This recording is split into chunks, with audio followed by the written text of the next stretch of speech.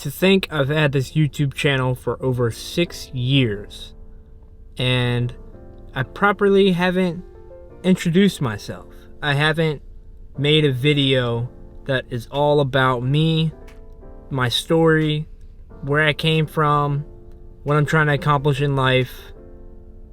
And yeah, I just saw that this week, realized that, and that's what I'm gonna do today. So, who is Ben Mattox? Well, if you don't know me, my name is Benjamin Mattox. I'm currently 24 years old, and I currently live in Allentown, Pennsylvania right now. I didn't always live in Allentown, as I was actually born and raised in Columbia, South Carolina. I actually lived in South Carolina until I was about 22 years old, and then I moved to Pennsylvania in about July of 2019. I wasn't too crazy about school, going throughout middle, high school, and even college. I just didn't really like it. I don't know what it was, and I couldn't put my finger on it. I didn't like doing homework. I didn't like doing tests. I didn't like doing exams. I didn't like writing essays. For me, it was more so the subject matter. Like, I really didn't enjoy any of the stuff that I would be writing about or talking about. The only subject I really liked in school was math. But going throughout middle and high school, I kind of started playing video games, and then I really enjoyed doing that. I went to college, working part-time at UPS, and throughout high school and even in college, I started a YouTube channel. I start uploading videos of me playing the video game and me kind of commentating over playing the video game. My passion for that, making videos and uploading them to YouTube, just wasn't there. I just didn't have it. It's not that I didn't enjoy it. I would kind of like force myself to do it. And I feel like when you do that, you definitely do not like doing it. To kind of circle back, right when I graduated high school, they had built a gym right next to my high school. I bought a membership to that gym before they were even open. They were supposed to open that fall, and I was like a member 3 months before it was open. So that's how excited I was about going to the gym. I would watch like countless hours of YouTube videos on what to work out, what exercises to do, what nutrition to do, blah, blah, blah, blah, blah. Just learning everything about nutrition, bodybuilding, anything I would need to know in the gym on YouTube. And as I would like watch these videos, I would do the exercises, do the workouts, and then like figure out what had worked for me. And then I would apply it, and I would do them over and over again. And then I kind of started making YouTube videos about working out and making fitness content. But even before that, how it kind of worked out for me recording myself in the gym was, normally whenever you're working out, you're supposed to have someone spot you, so to speak. So if you have a heavy bench press, and if it's too heavy and you drop the weight on you, could kill you. And that's why they say being safe in the gym is just always first and foremost, at least for me it is. That's where my camera came in. To where if I set up my camera and recorded myself working out, it would kind of be like a self-spot sort of situation. Now I know that if I was doing a heavy bench press and I couldn't lift the weight up, my phone or my camera is not going to come save my life. But I use it more so of self-spotting. I would watch my workouts back. I would watch what I did wrong, what I did right, and what I can improve on next time. And there was one specific YouTuber that really kind of inspired me and kind of lit a fire under me for making videos of recording my workouts in the gym. And that dude was Christian Guzman. I actually went out to Houston back in 2016 and visited him at his gym, and it was like super surreal. Like, these people are real people. They're regular people just like me and you, and they just have this sort of information and they give it out to the world for free. And it was awesome. And when I look back at it now, I've came so far, and which is just another reason why I encourage anyone out there to record and document their process of whether it's in the gym or outside the gym, professionally, with your career or your family, of seeing how far you can come and being able to look back at photos or videos and be like, wow, look where we were, or look where I was, look where you were. It's just awesome. So I started making videos about fitness, working out, and I kind of saved up some money. I was using my phone at first, but it really wasn't kind of working. Like there were certain times I wasn't able to like get certain exercises because I couldn't like either lean it up against something or have someone film it for me. I saved up money, got my first camera, and it was a little tiny Sony a5000, and it worked perfectly for what I needed it for.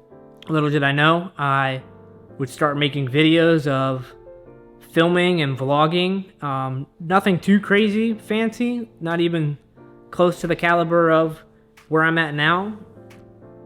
But it's just weird how things came full circle, because I would get this camera and then later on down the road I would stop using this camera and got a bigger camera. I got a DSLR, a Canon T6i with the kit lens, and I thought I was some hot stuff right there. And then I started learning about photography and video and everything there is about cameras and video and photo and aperture, ISOs, shutter speed, audio, lighting, just anything you can name of. It was the same thing kind of with fitness. But then I started making videos about it. And then I started taking photos. I had a good friend of mine, Rebecca. I asked her if she wanted to go do a portrait shoot. I had no clue what I was doing.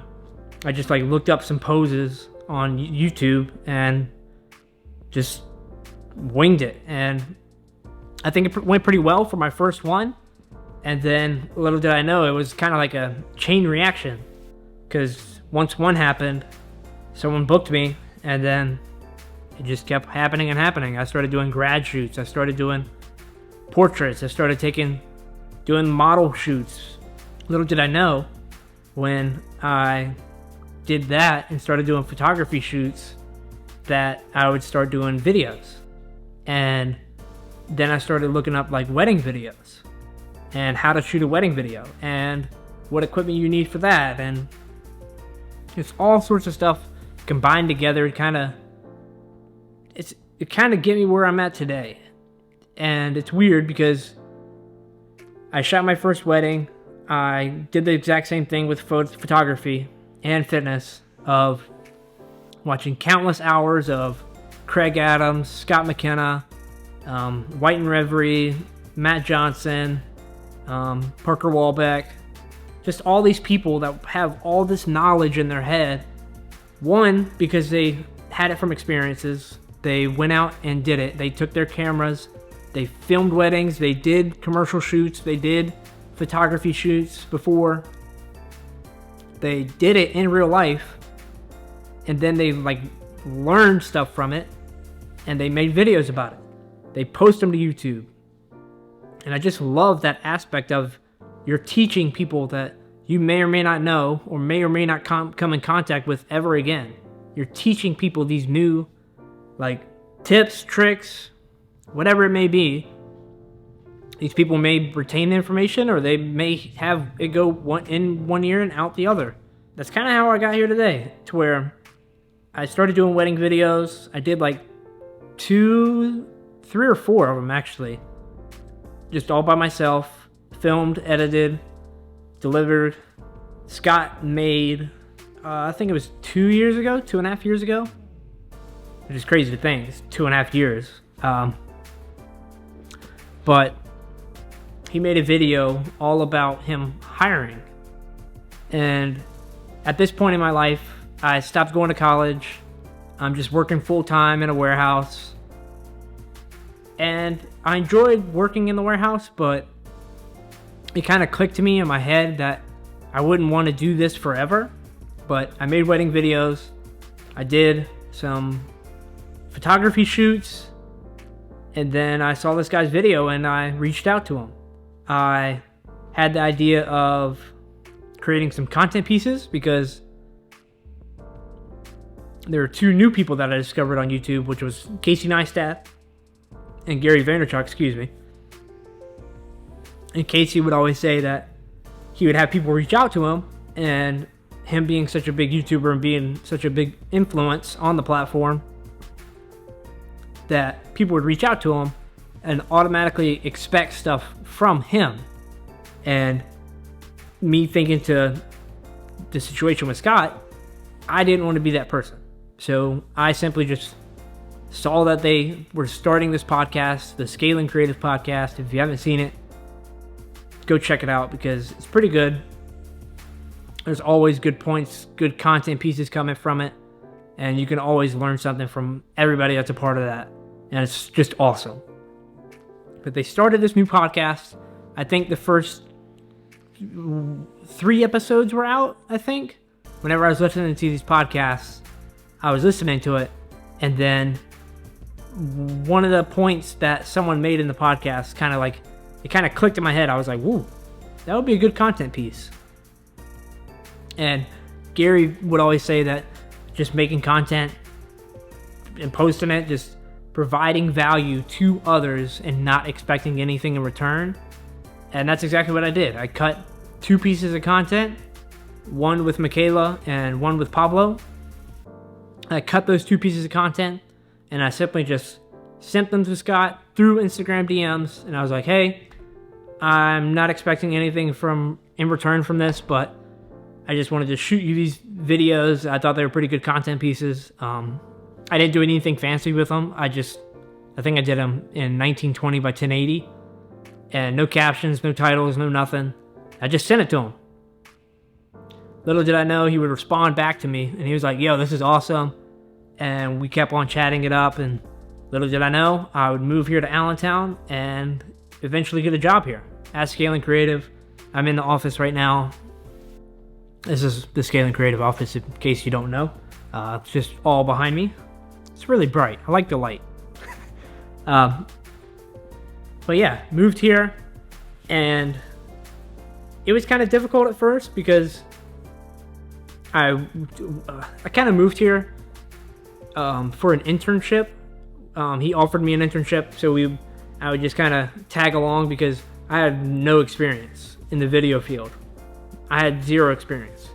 Besides the 3 weddings that I thought were pretty good that I shot by myself and edited, I knew absolutely nothing when I came to Pennsylvania. I'll just say that because I come on a whim and I move up here in July of 2019.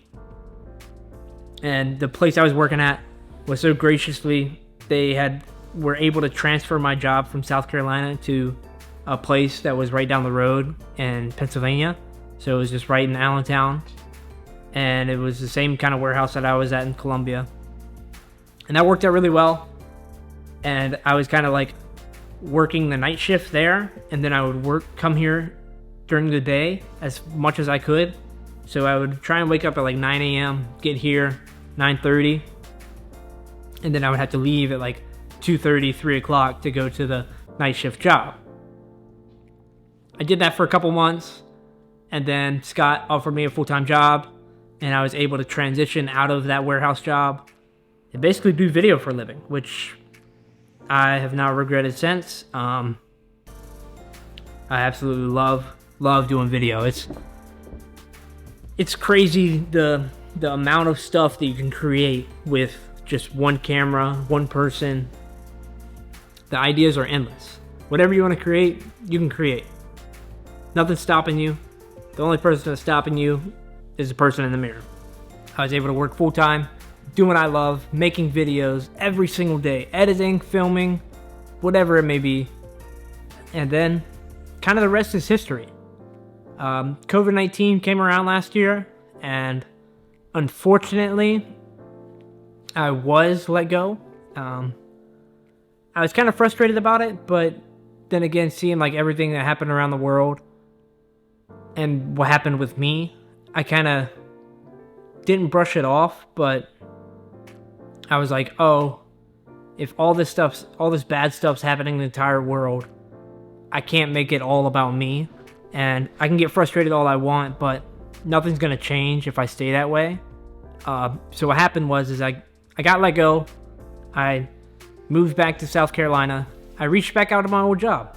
Back at that old warehouse, they were so kind and gracious like they've always been, and they took me back, and I was straight up with them. I was like, I don't know how long this is going to last, because this was still like at the beginning stages of the COVID-19 crisis.